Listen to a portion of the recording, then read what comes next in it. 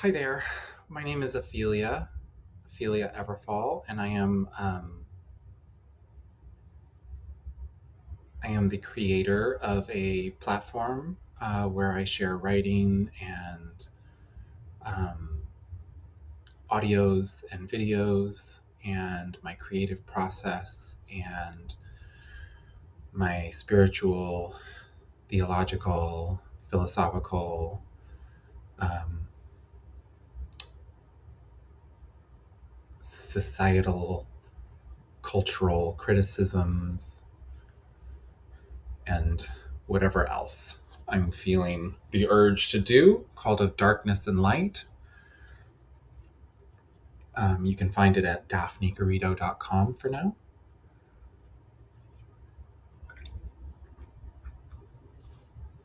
Um, I want to talk about complicity. Complicity. Complacency with empirical, imperial systems of oppression and hierarchy wielded against the vulnerable. And I'm going to go into my specific situation of example of a cruelest, absolutely horrendous thing that our society is complicit with. And it's personal,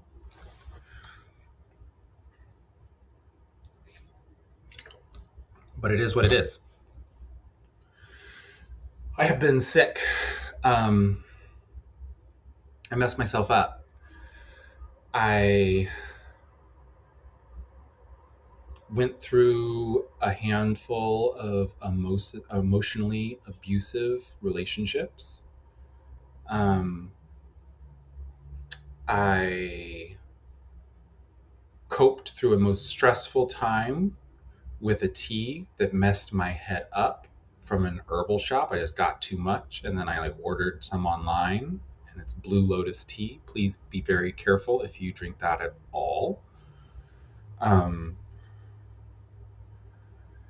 And then it culminated with some physical abuse and a mental breakdown and lots of lashing out and reaching out for help. And I am an isolated trans woman who then continued dating because I was living in denial of what was going on, because the symptoms themselves were confusing. It's confusing when you kind of hear voices, but you know they're self generated when you're in your right mind. And then there are times where you get kind of manic and you're like, I believe this. This makes sense. Um, and that's the back and forth of being a schizophrenic person who's in denial, is sometimes thinking you're like a psychic god, and sometimes thinking you're just a sick person, and sometimes thinking there's a little balance in between. That's kind of where I land. I have a feeling that most schizophrenic people have some kind of psychic intuition opened that is um, a disruptive force in a consciousness that is already shattered, and that they latch on to the things that they know are true because they've been provided examples of them, and about feeling things that prove things. Like, for example, I get really strong tingles on my head, and there are some times where I get a really strong tingle in my head and then a blooming of a feeling in my heart, and then ding, I get a message on my phone. And it happens right like that often when I'm getting a message that matters to me. And the feeling I've deciphered after time is me feeling myself when I look at the message. I thought I was feeling other people. But that's the thing. I also project so much bullshit into my consciousness, and it's all from my trauma. And so I've been writing from my subconscious, creating art, and it tells me things and it points me to people, but I'm so confused because I believe the mythologies that I create. Um, but I'm just isolated. I'm just isolated out of circumstance for being a trans woman who transitioned and didn't have the right support people around, and has fallen to a really dark place and needed somebody to reflect the truth of my sickness so I could deal with it. I was, if my writing could be deciphered as anything, it was like, who do I know that can be brave to tell me to be brave and help me be brave and admit this to myself and get the right help I need. And that's what I've been doing in the craziest way possible. And it's scary, I'm sure.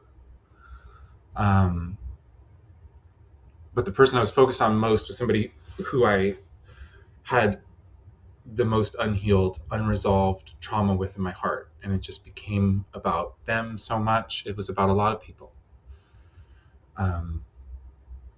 But that one person is person who I shared a love with that is kind of going to be kind of singular in my lifetime, because it was like, I'm kind of messed up now.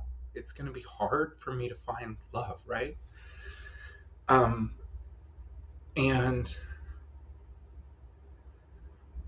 I have memories that mean a lot to me, and they never responded to all my crazy stuff except for once, which when I wasn't being crazy at all. I hadn't been crazy at them at all. I had tried to prove an open door existed for some future where we might heal, because I knew that would be healing. And they just responded blocked, and it really messed my head up. And that was like June 15th this year. And then I just kind of like I put it into some compartmentalized place. I got really angry. Things got dark for me. I was very depressed and kept writing. And then I started like lashing out in August. I started by sending like a message, and and then I went crazy eventually. I had been still dating because I hadn't had that reflection, and I was looking for somebody to be in my life because I was conflating everything. Because that's what I'm going to tell you, that's what schizophrenic people do. They conflate everything because it's so confusing to have your psyche be something that can be corrupted by the trauma of your life in your body, in your mind, whatever, in your heart. And so I just started lashing out at everybody, and especially that one person, because yeah, I had written about them being like the savior who was going to give me the reflection I needed, right? And they essentially have. They have.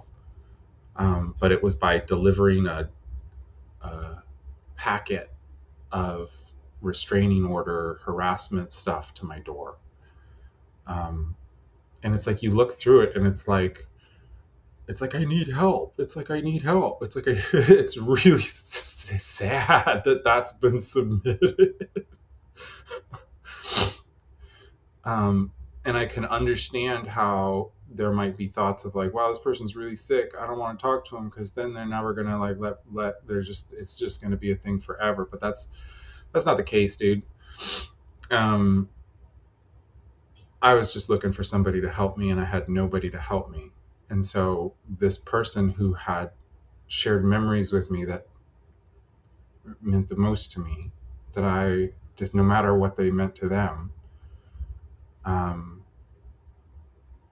yeah, I'm going to be ordered by the government, that is our government, on their behalf to destroy the couple pictures that I kept that meant a lot to me. And just like imagine like some woman in the past who's old, who's like got this thing she holds on to, like a picture in a box. And it's like men come in and they tear through her stuff, and they're like, you can't have this. We were sent here by this person to take it from you. Because they're projecting,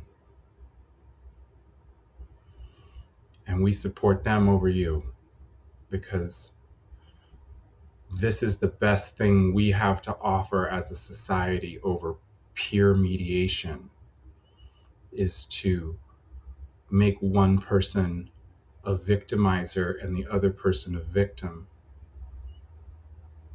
When in this scenario, it's the other way around.